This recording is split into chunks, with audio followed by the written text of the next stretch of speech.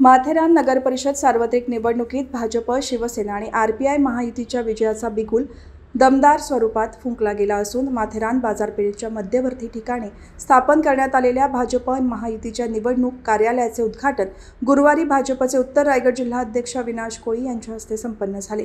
त्यांच्या उपस्थितीमुळे महायुतीच्या कार्यकर्त्यांमध्ये प्रचंड उत्साह दिसून आला।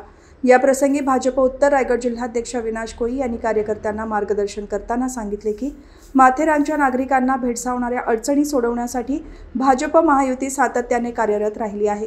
पुढील काळात माथेरानचा सर्वांगीण विकास जलद गतीने व्हावा यासाठी महायुतीचे उमेदवार निवडून देणे अत्यावश्यक आहे, असे आवाहन त्यांनी मतदारांना केले। उद्घाटन कार्यक्रमाला भाजप माथेरान संपर्क प्रमुख मंगेश म्हस्कर, भाजपचे ओबीसी मोर्चा जिल्हाध्यक्ष राजेश भगत, शिवसेनेचे प्रमुख प्रसाद थोरवे, माजी नगराध्यक्ष मनोज खेडकर, माजी उपनगराध्यक्ष आकाश चौधरी, भाजप शहराध्यक्ष प्रवीण सकपाळ, नगराध्यक्ष पदाचे उमेदवार चंद्रकांत चौधरी तसेच सर्व उमेदवार आणि पदाधिकारी उपस्थित होते।